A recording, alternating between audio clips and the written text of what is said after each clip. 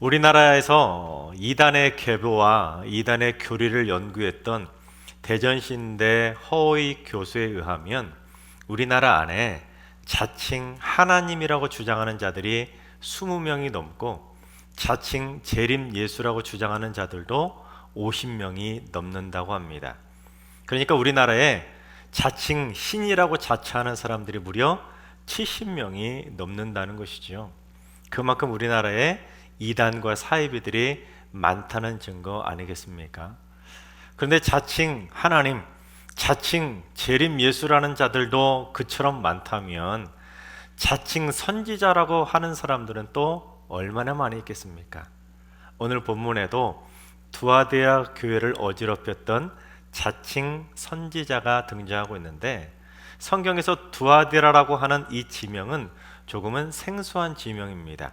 근데 사도행전을 보면 이 두아디라 출신의 한 여자를 소개하고 있는데, 우리 사도행전 16장 14절을 한번 봉독해 보겠습니다.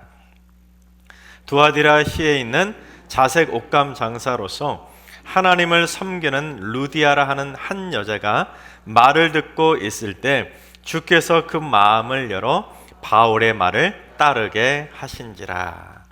즉 자색 옷감 장사를 하던 이 루디아라고 하는 유대인 여자가 바로 오늘 본문의 지명인 두아디라 지역 출신인데, 그녀가 유럽에 있었던 빌립보까지 가서 자색 옷감 장사를 하고 있었다는 것입니다. 근데 때마침 그 빌립보에 사도 바울이 복음을 전하고 있었는데, 이 루디아가 그 복음을 듣고 마음을 열어서 복음을 받아들이고 세례를 받게 된 것입니다. 그러니까 두아디라 지역 출신으로서는 처음으로 회심을 하고 세례를 받았던 자가 바로 루디아였다는 것입니다.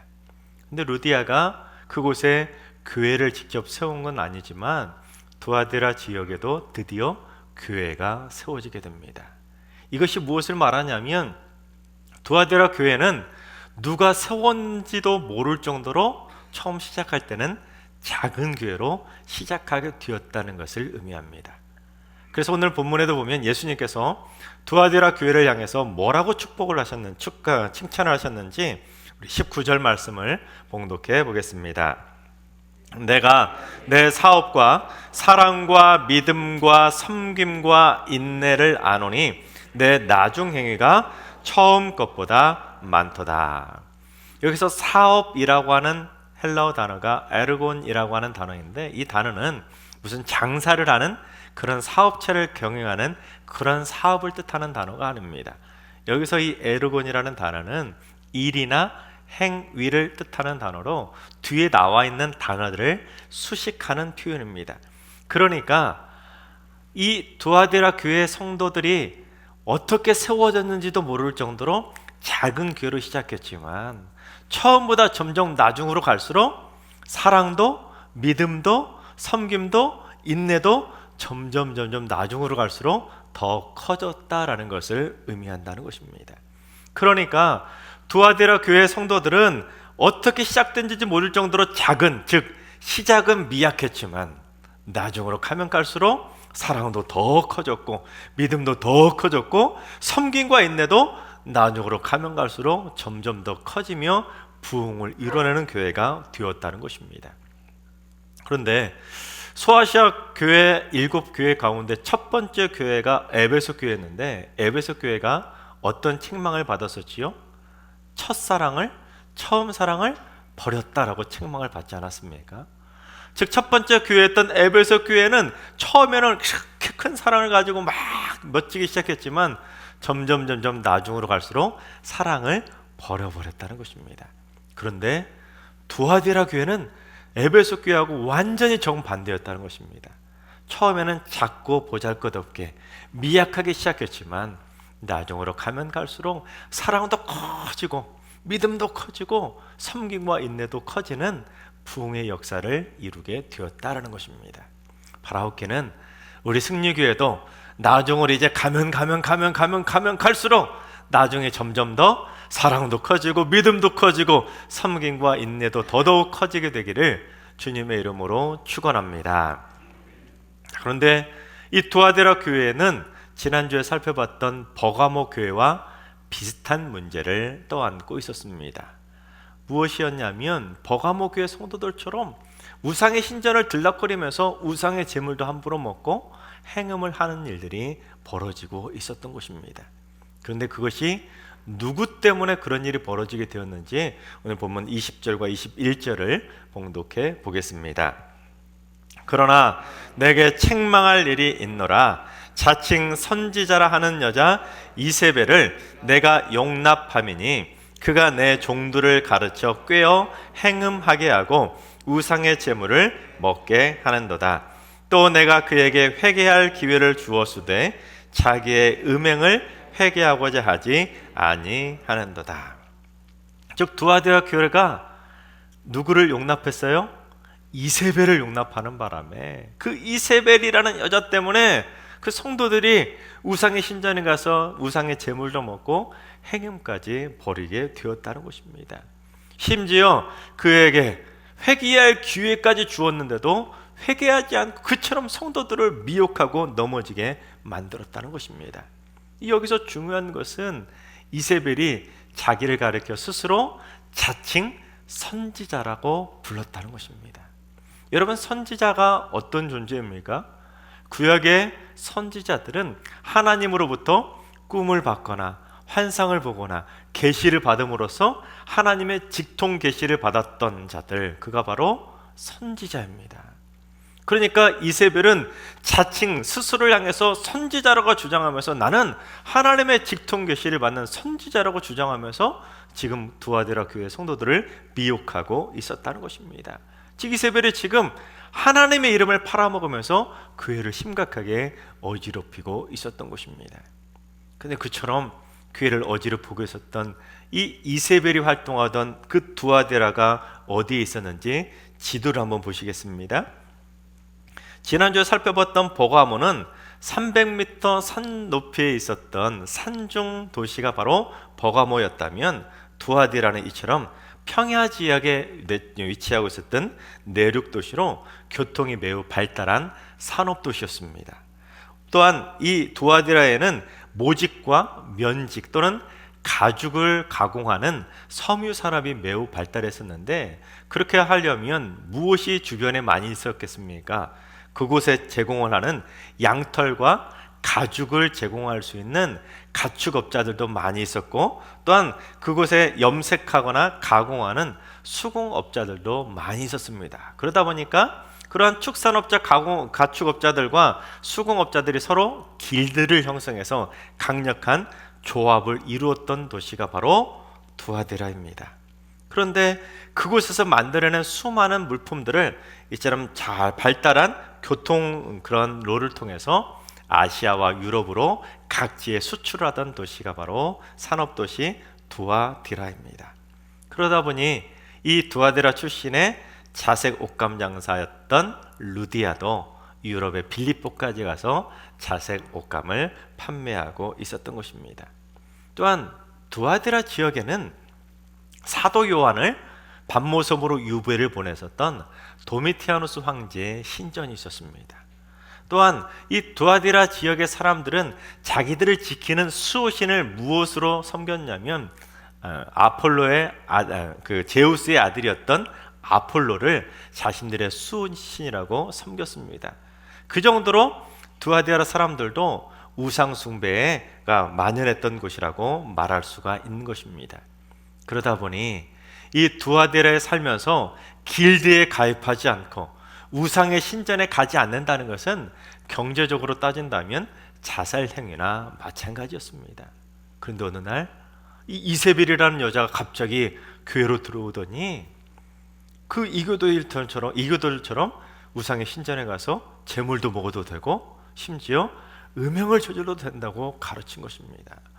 그런데 그녀가 뭐라고 주장을 했냐면 나는 선지자라고, 나는 선지자이기 때문에 하나님의 직통 계시를 받아서 말하는 것이니까 이거 해도 된다고, 이거는 하나님의 뜻이니까 마음껏 우상의 제물 먹어도 되고 행음을 해도 아무 문제가 없다고 성도들을 미혹했던 것입니다.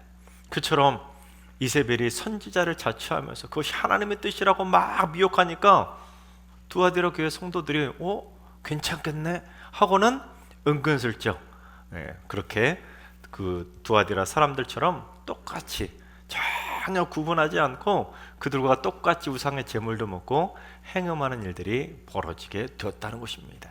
그런데 그처럼 자칭 선지자를 자처하면서 두아디라 교회를 어지럽혔던 그 여자를 주님께서 이세벨이라고 지칭하셨는데, 그 이세벨이란 여자가 누구였냐면 구약 시대에 북이스라엘에서 가장 악한 왕이었던 아합 왕의 아내가 바로 이세벨입니다.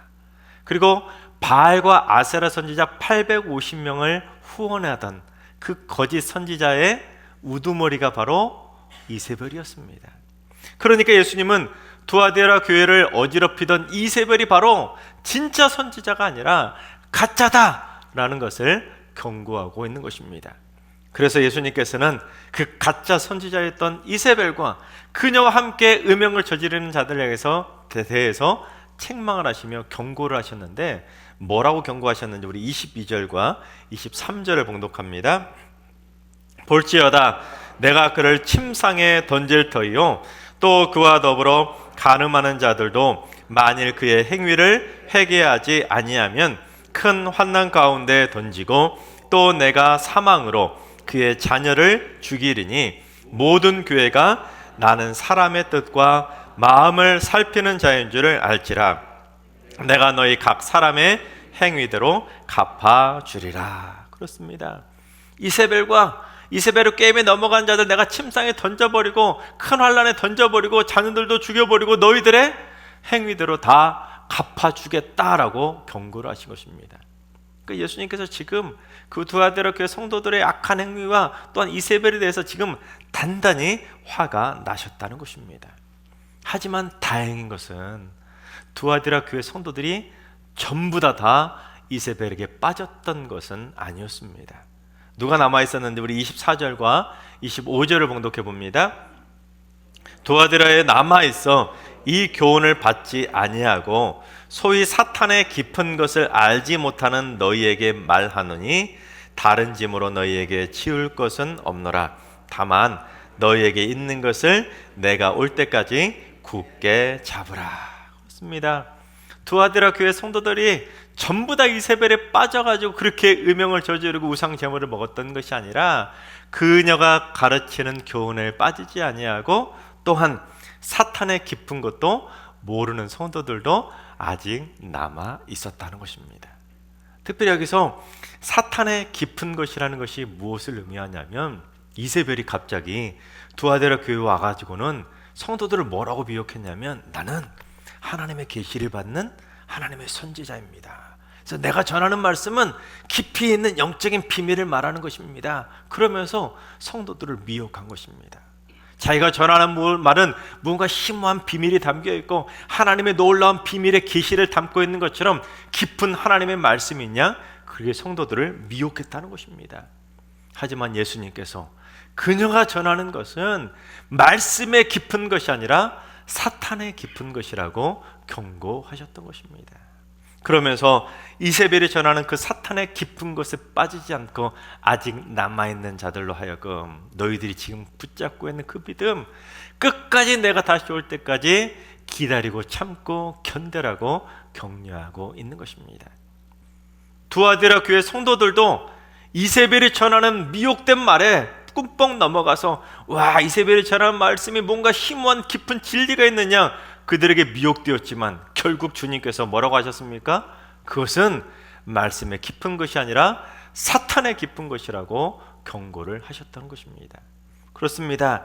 그게 말씀의 깊은 것인지 사탄의 깊은 것인지도 분별할 수 없는 것이 바로 연약한 인간인데, 우리 입으로 함부로 말씀의 깊이가 있네 없네 하는 건 심각한 교만이라는 것입니다. 그런데도 말씀을 전하는 자들 중에 무슨 영적인 이야기를 많이 막 쏟아내거나 사탄의 전략, 마귀의 계략 또는 영적 전쟁 뭐 이런 이야기를 많이 하거나 아니면 말끝마다 신유, 영분별, 예언 같은 것들을 많이 막 선포하는 사람들은 와, 깊이 있다, 와, 영감이 있다, 와, 저놈 신령하다 하면서 그런 자들에게 꿈뻑하면서 추앙하고 그들을 향해서 선지자라고, 이 시대의 진정한 빛과 같은 자들이라고 추앙하는 일들이 한국교회에 지금 벌어지고 있다는 것입니다. 그래서 사실은 영적으로 너무 깊은 것고 또 영적으로 뭔가 심오한 것만 막 추구하는 성도들이 오히려 이단과 사이비들에 더 많이 빠지는 것을 보게 됩니다. 여러분, 새가족들이 이단에 빠지는 거 보셨습니까? 새가족들보다 오히려 영적인 깊은 거, 막 뭔가 사탄의 전략, 막 이런 계략, 이런 깊은 것만 막 추구하는 사람들이 오히려 더 이단에 많이 빠지는 경우들을 보지 않습니까? 근데 23절에서 주님이 뭐라고 말씀하셨습니까? 나는 사람의 뜻과 마음을 살피는 자인 줄 알라라고 경고하셨던 것처럼 주님께서는 그 거짓 선지자들이 무슨 의도로, 무슨 뜻으로 그런 황당한 계시를, 환상을, 꿈을 이야기하는지 다 보신다는 것입니다. 그런데 우리 눈은 어떻습니까? 인간의 눈만큼 불완전한 눈이 어디 있습니까? 우리 눈으로는 절대로 그들이 진짜 선지자인지 가짜 선지자인지 분별할 수가 없다는 것입니다.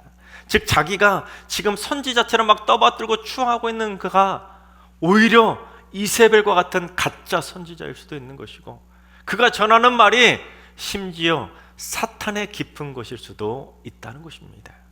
따라서 그게 말씀의 깊은 것인지 사탄의 깊은 것인지를 분별할 수 있으려면 우리가 누구를 의지해야 되는지 우리 18절 말씀을 봉독해 보겠습니다. 두아디라 교회의 사자에게 편지하라. 그 눈이 불꽃 같고 그 발이 빛난 주석과 같은 하나님의 아들이 이르시되. 그렇습니다. 오직 하나님의 아들이신 예수님만이 불꽃 같은 눈으로 우리의 모든 심령을 꿰뚫어보고 감찰하시기 때문에 우리는 자칭 선지자들을 의지할 것이 아니라, 인간을 의지할 것이 아니라 오직 예수님만 의지하며 살아가야 된다는 것입니다. 특히 예수님께서 주석 같은 발을 언급하신 것은 당시 두아디라에서 무엇을 만들었었냐면 주석으로 만든 철모를 만들어서 로마 군대에다가 납품을 했었습니다. 그래서 이 말은 무엇을 의미하냐면 이세벨이 마치 머리에 철모를 쓴 로마 군인처럼 하나님 무서운 줄 모르고 감히 자기가 하나님의 직통 계시를 받는 선지자라고 목에 힘주면서 그렇게 성도들을 미혹하고 있었는데, 주석 같은 발을 가지신 주님께서 주석 철모로 쓰고 있는 그 이세벨의 교만을 발로 밟아서 교만을 꺾어버리시겠다고 경고하고 있는 것입니다.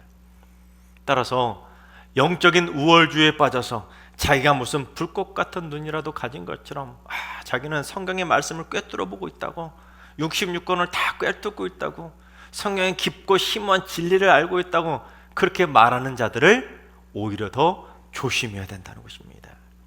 오직 성경 말씀만 전해야 되는데 성경에 나오지도 않는 개인적인 꿈, 환상, 계시들을 그게 진짜 하나님이 보내주신 것도 아닐 텐데 그것을 함부로 하나님이 보여주신 것인 양 왜곡하고 지어내서까지 성도들을 미혹하는 일들이 벌어지고 있다는 것입니다. 그렇습니다, 여러분. 하나님의 말씀은 단 하나의 말씀을 전하더라도 두렵고 떨리는 마음으로, 겸손한 마음으로 한 말씀 한 말씀을 오직 말씀만 전해야지, 그것이 아니라 이세벨처럼 자칭 선지자를 자처하면서 개인적인 꿈이나 환상을 그것이 하나님의 뜻인 양 선포하는 건 너무너무 위험하고도 위험한 행동이라는 것입니다. 근데 우리의 영안이 가려지면, 우리의 영 분별력이 떨어져 버리면 두아디라 교회 성도들처럼 그런 가짜 이세벨에게 빠져버린다는 것입니다. 한 걸음만 뒤로 물러서서 봐도 너무나 황당한 주장들이 넘쳐나는데 자칭 하나님에게 빠졌다는 사람들 얼마나 많습니까? 자칭 예수님, 자칭 보혜사 같은 자들에게 빠져있는 한국교회 성도들이 얼마나 많이 있습니까? 너무나 위험하고 안타까운 일이라는 것입니다. 그래서 주님께서는 이세벨 같은 자들이 전하는 그 사탄의 깊은 것에 빠지지 않으면 선물을 주시겠다고 약속하셨는데, 그것이 무엇인지 우리 26절부터 28절까지 봉독해 보겠습니다. 이기는 자와 끝까지 내 일을 지키는 그에게 만국을 다스리는 권세를 주리니 그가 철장을 가지고 그들을 다스려 질그릇 깨뜨리는 것과 같이 하리라. 나도 내 아버지께 받은 것이 그러하니라. 내가 또 그에게 새벽별을 주리라. 즉 이세벨 같은 자칭 선지자들에게 빠지지 않고 끝까지 믿음을 지켜서 이기면 두 가지 선물을 약속해 주셨는데, 첫 번째는 만국을 다스리는 권세를 주시겠다는 것입니다. 예수님도 하나님 아버지로부터 받은 것인데 철장을 가지고 질그릇을 깨부트려 부셔버릴 정도로, 그 정도로 만국을 다스리는 권세를 주신다는 것입니다. 이것은 주님과 함께 만국을 다스리며 왕노릇하게 된다는 축복 중에 축복의 말씀입니다. 근데 여러분, 이 말씀 우리가 잘 생각해 봐야 될 문제는 무엇이냐면, 여러분, 우리가 끝까지 이겨서, 이 말씀은 우리가 끝까지 이겨서 진짜 만국을 다스리는 권세를 받으라고 축복을 말씀해 주신 것이지 지금 받았다는 것이 아닙니다. 우리가 주님이 다시 오실 때까지 끝까지 우리 믿음을 지키고 지켜서 이기면 받는다는 것이지, 우리가 벌써 받은 것처럼 그렇게 교만하게 행동해서는 안 된다라고 경고하고 있는 것입니다. 즉 구약시대에 아방의 아내였던 이세벨이 자기가 왕도 아니면서 나봇의 포도원을 뺏어버리고 엘리야 선지자를 죽이겠다고 막 협박했던 것처럼, 자기가 무슨 왕이라도 되는 것처럼 만국을 다스리는 권세라도 받은 양 함부로 누구를 죽이네 살리려 하면서 그렇게 교만하게 행동하지 말라고 경고하고 있는 것입니다. 끝까지 진짜 복음의 본질을 짓고 이겨야 만국을 다스리는 권세를 받는다라고 말씀하고 있는 것입니다. 또한 두 번째, 우리가 이기면 새벽별을 주시겠다 약속하십니다. 우리 새벽별이 무엇인지 요한계시록 22장 16절을 봉독해 보겠습니다. 나 예수는 교회들을 위하여 내 사자를 보내어 이것들을 너희에게 증언하게 하였노라. 나는 다윗의 뿌리요 자손이니 곧 광명한 새벽별이라 하시더라. 그렇습니다. 광명한 새벽별, 그게 누구라고요? 예수님이라는 것입니다. 따라서 새벽별을 우리에게 주시겠다는 것은 예수님 자신을 우리에게 주시겠다는 것입니다. 즉 우리의 전부가 되어주시겠다고 약속해 주셨던 것입니다. 그런데 여러분, 별이 스타 아닙니까? 스타를 따라다니는 사람을 팬클럽이라고 하지 않습니까? 마찬가지로 이세벨과 같이 자칭 선지자를 주장하는 자들을 쫓아다니고 추앙하는 사람들이 바로 팬클럽과 같이 광신도와 같은 자들로 변질되게 된다는 것입니다. 그래서 그들이 전하는 말에 예수님의 말씀보다 더 막 꿈뻑꿈뻑하고, 그 사람들이 전하는 말에 열광을 하고 그들이 죽으라면 죽는 신용까지 할 정도로 광신도 같은 자들이 지금 두아디라 교회뿐만 아니라 오늘날 한국교회 안에도 넘쳐나고 있다는 것입니다. 그러나 별 중에 별이시고 스타 중에 스타이시고 우리가 진짜 추앙하고 따라야 될 분, 그분은 딱 한 분, 오직 예수 그리스도 한 분밖에는 없는 줄로 믿습니다. 하나님께서 사랑하신 여러분, 우리 모두 세상과 구별되지 못하고 세상과 타협해 살아가는 가짜 그리스도인이 절대로 되지 마시기 바랍니다. 또한 이세벨과 같이 사탄의 깊은 것을 전하면서 교회를 어지럽히고 성도들을 미혹하는 자칭 선지자들, 자칭 사도들, 자칭 하나님, 자칭 재림 예수, 자칭 보혜사들에게 절대로 미혹되지 마시기 바랍니다. 그래서 오직 복음의 본질만 붙잡고 끝까지 이김으로 말미암아 우리 승력의 모든 성도님들 전부 다 만국을 다스리는 권세를 다 받아 누리시기 바랍니다. 그리고 새벽별이신 주님을 꼭 선물로 받게 되시기를 주님의 이름으로 축원합니다.